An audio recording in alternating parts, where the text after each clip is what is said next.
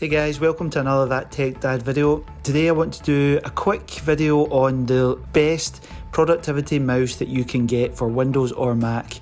The Logitech MX Master series is the best productivity mouse you can get. So let's dive in and just take a look at why I believe this is the best mouse you can get.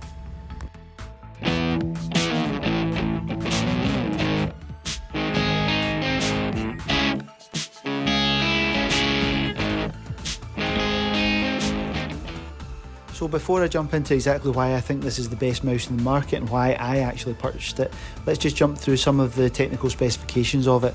This was released in 2017. I bought mine in 2017 and it's still going strong. Some of the slight nicks and bumps and bruises that you can see in this mouse has just come from general wear and tear, and generally it has stood up well to the test of time. Probably not as good as an Apple mouse with its fancy glass and metal construction. It is made of a composite plastic construction, so that's one thing to consider. When I'm traveling with this mouse I do use a case protector, so I'll put that link in the description below. It is worth noting that there is a Logitech MX Master 3 series that's just been released in 2019. This is mostly the same mouse. There are some slight upgrades. It's USB-C, the battery's been slightly improved and the buttons have been slightly rearranged. This is a 7-button mouse. Left and right click, a scroll wheel click, a multifunction click in the top, a left and right for your left thumb and a base one on your left thumb. It costs about £72 on Amazon. I'll put the link in the description below again in case theirs goes on sale. It is about £99 for the Series 3. You get 70 days battery life from a 500 milliamp battery, and in my personal use this is about right. I go for months without charging this battery up, and I don't use it on an 8-hour day, so I sometimes even get longer. There is a quick charge function where if you charge it for 3 minutes you get 8 hours of battery life. As I said, you get about 70 days. It comes with a micro USB unifying Bluetooth receiver that you don't really need. I've never used it.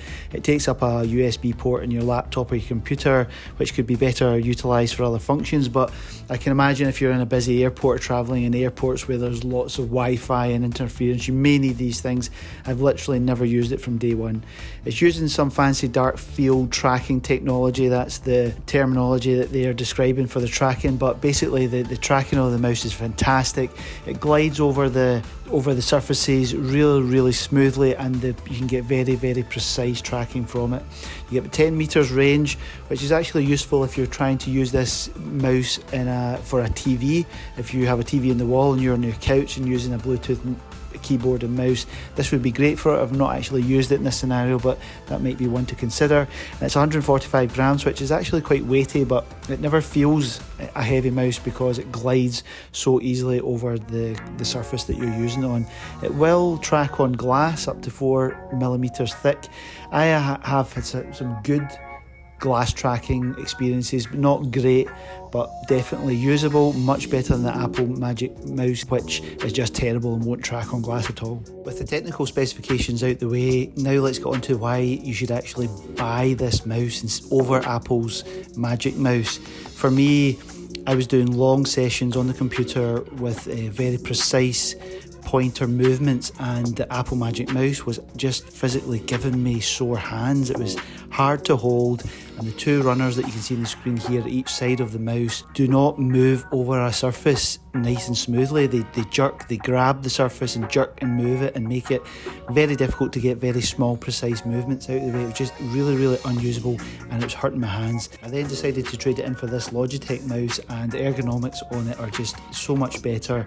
It tracks over surfaces so much easier, it glides over it so much smoother, and the customization that you can get on this mouse is in another level from Apple's Magic Mouse. This is the mouse that Apple should really have made. Now you do get pinch to zoom scrolling with the Apple Magic Mouse, even though it's only got one button from the kind of touch sensitive areas on the top of it, but it's in no way in comparison to this mouse. This is almost a different mouse for every application that you use. For example, in my Lightroom, the buttons are mapped out to different functions than they are in Photoshop or in Final Cut Pro, just making this mouse a different mouse and the best mouse for each individual application, and it automatically switches between each when you open an application. Once you've got this set up, it becomes almost intuitive. I couldn't actually tell you offhand what the functions are, but I know them instinctively from using them so much, and it makes using different applications productivity so much more than the Apple Magic Mouse. There's even some functionality beyond what I use called Logitech Flow, which allows you to copy and paste text and files from one computer to another, which is just incredible to think of a mouse application doing this. And there's also the option that this mouse will connect to 3 different computers at the touch of a button underneath it. I only really run off the one computer whether I'm on the move or in my office, so it's not really applicable to me, but this would be amazing if you had 2 or 3 different computers and wanted to use the mouse for different setups. And then there's the whole, don't even get me started on charging an Apple Magic Mouse when you're trying to use it. Let's not even go there. So listen guys, thanks for watching. I'd really appreciate a like and subscribe. I'm trying to hit 100 subscribers within the next month or 2, so that would really help me out if you gave me a like and subscribe. Thanks again, I'll see you in the next video.